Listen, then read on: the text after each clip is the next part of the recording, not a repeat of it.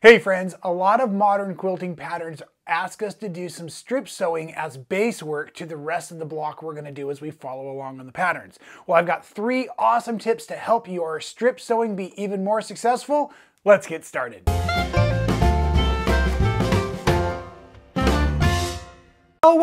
Welcome back everybody. I am your host, Rob Appel. I'm so glad to see you at Sew Well here, Stitch in Heaven YouTube network. We are super blessed to have all of you following along. All kinds of different fabulous tutorials. We are here for you. We are excited to see you. And yes, I'm going to show you 3 awesome tips to improve your strip sewing because so many of the awesome quilting blocks, units, squares that are out there start with some sort of a strip sewn base, right? So something where we're going to sew a series of strips together first, and then we're going to subcut them into other parts, other pieces to make our quilts magical like always.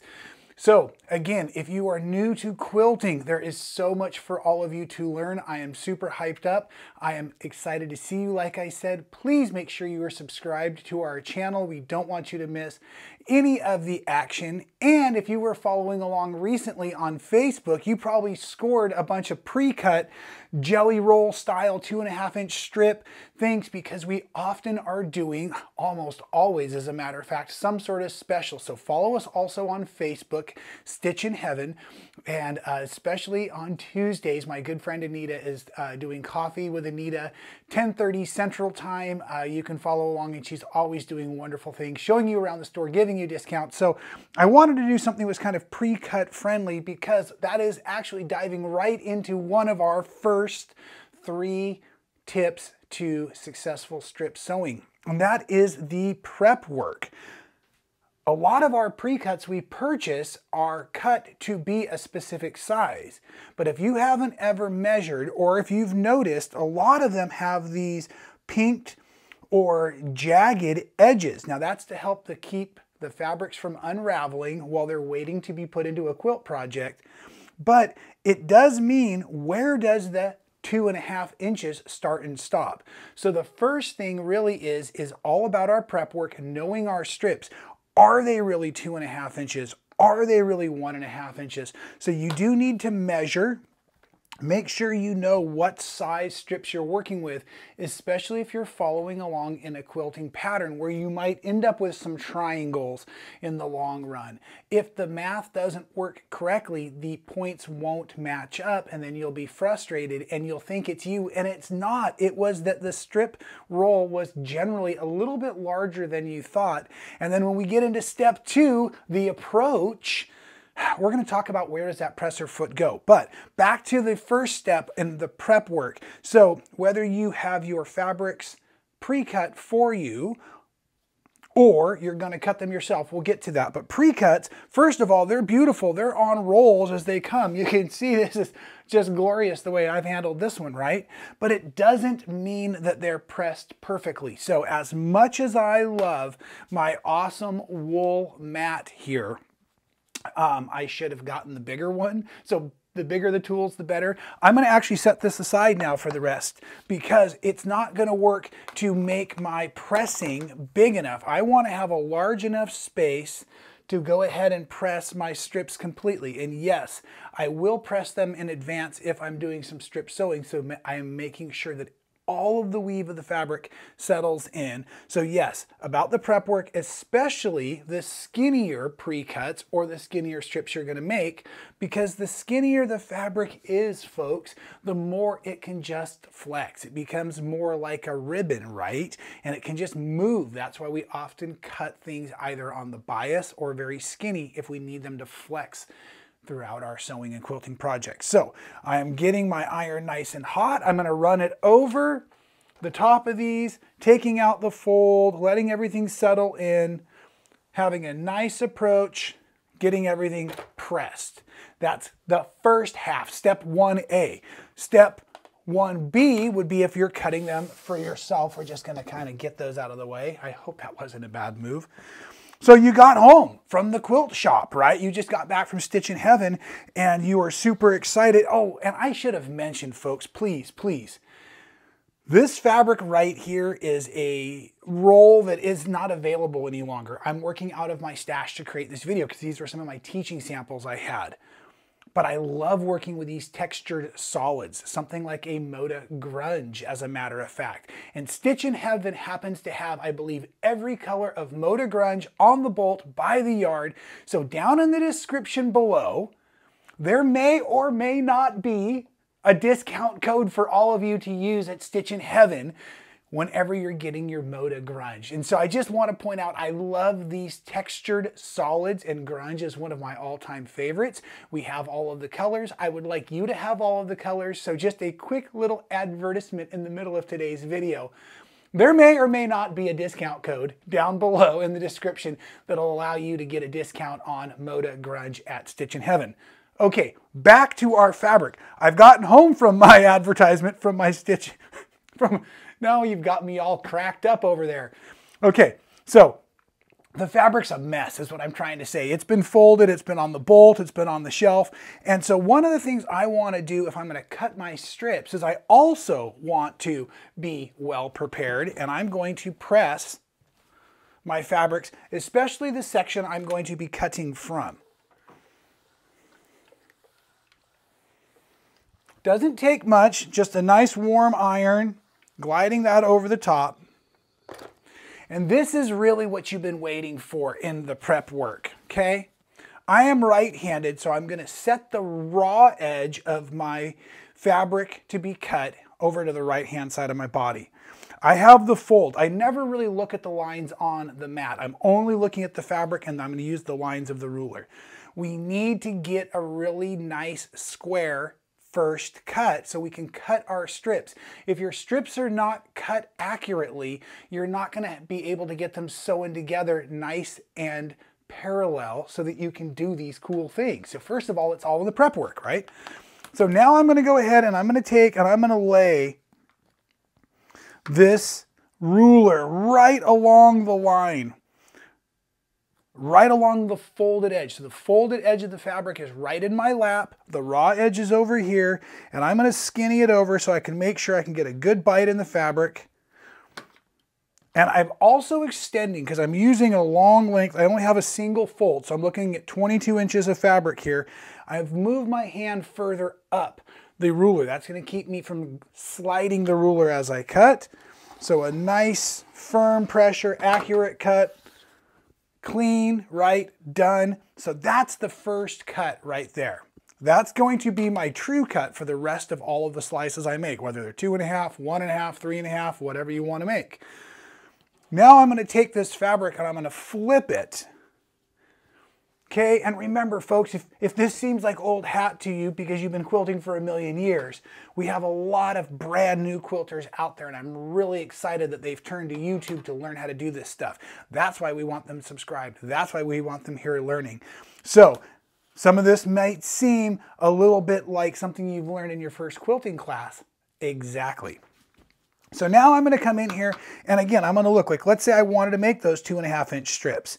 Now I'm finding a nice straight edge across here, but because I cut my really true edge, I am looking at the lines, and I'm actually looking at like the crosshairs in the lines so that I'm making sure they're equidistant. The thickness of the line, believe it or not, folks, the thickness of the line on the ruler itself can change how parallel those cuts are.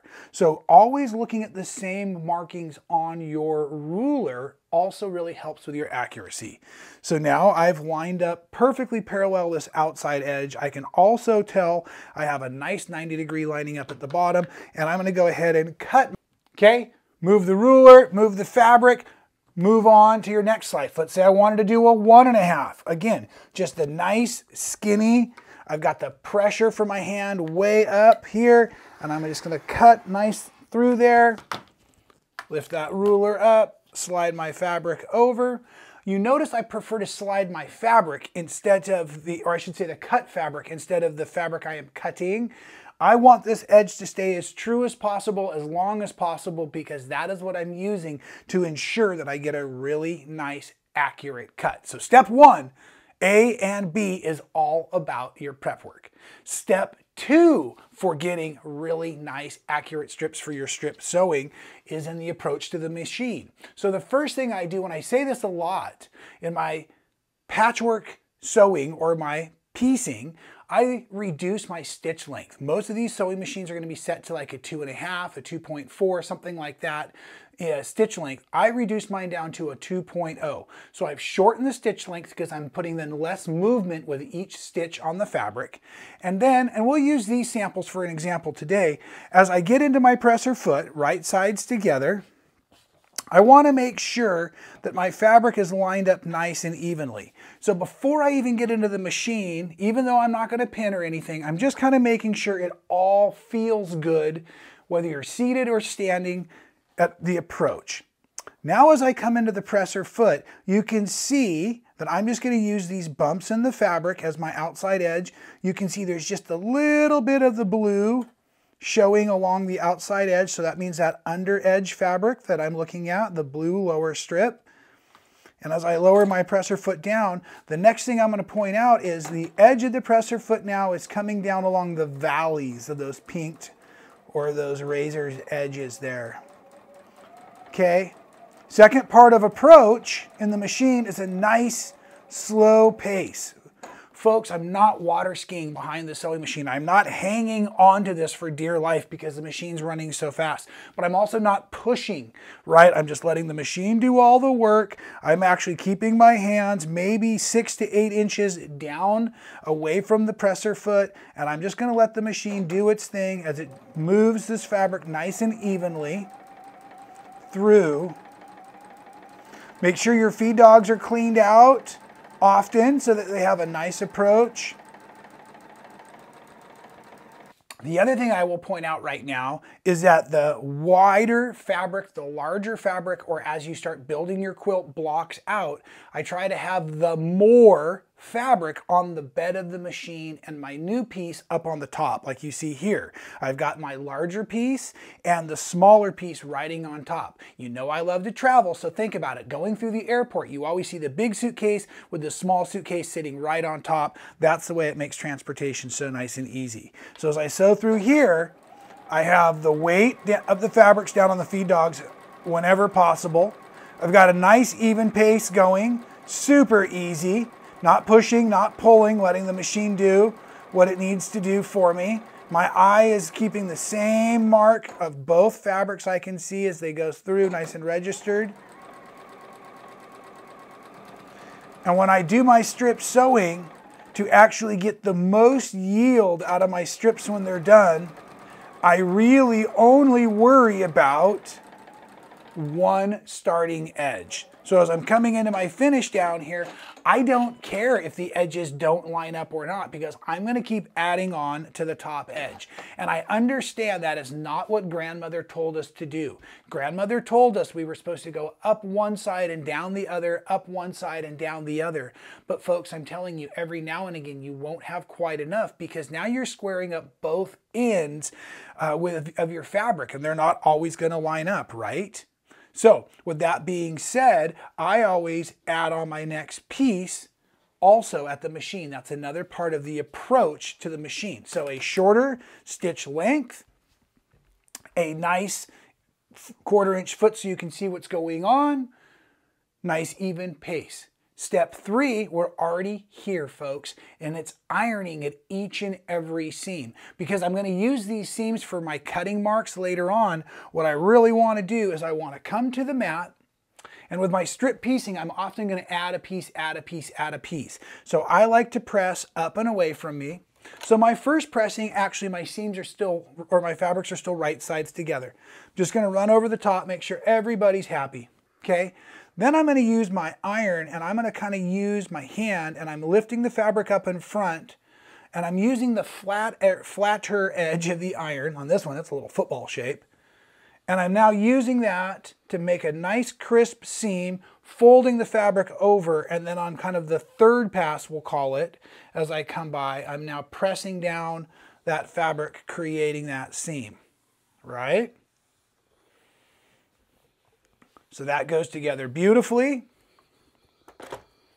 And then as I get ready to add on another piece of fabric, then what I'm gonna do basically is I'm gonna add it to this next row. So as I'm looking at the bed, back to step 2, the approach is I'm always sewing to the add-on piece. Now this piece is larger, that puts more weight down on the feed dogs. I'm gonna line up this top seam allowance right here because that's where I started. Now I'm using the fabric I cut myself, and so I'm going to line up so I have my eyes right where I want them to be. So you notice that I've chosen the low part, or the valley, of our pinked edge to be my 1/4 inch mark. And so now as I'm sewing through, I can see the little mountains peeking above what is the 1/4 inch on my straight fabric. And again, not worrying about if all of my edges line up, right? Because I started all at the same starting spot. That way I can trim once at the beginning and I can start my measures as I subcut. Back to the ironing board for step 3, right? Repeating that pressing process in a nice large space, setting my threads. Just kind of setting that seam now. And then giving the final press, rolling this over. And for my newbies, I'll show you why this is so important for the cutting as well here in just a second.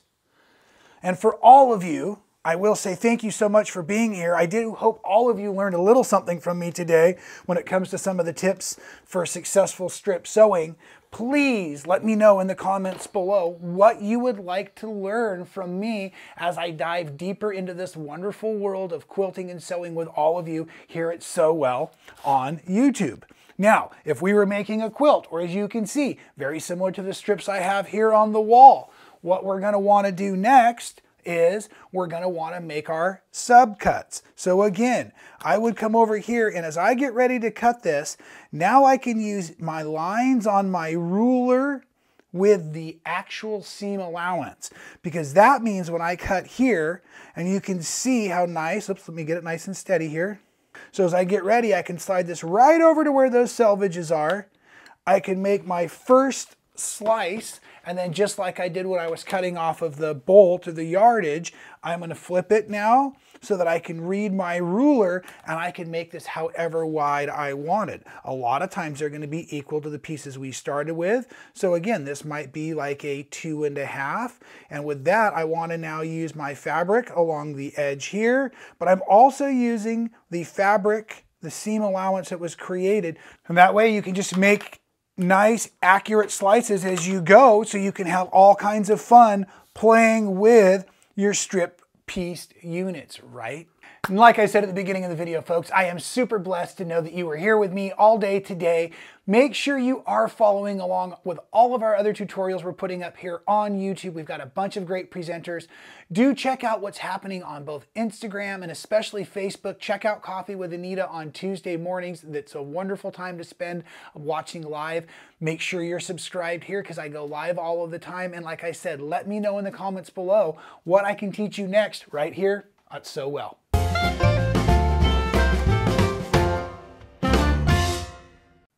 Thank you so much for watching all the way to the end of the video. It really helps support our channel. If you haven't subscribed, do so now. Hit the little button to be notified every time we go live or do a new video for all of you. And here's one from the past I think you'll really enjoy.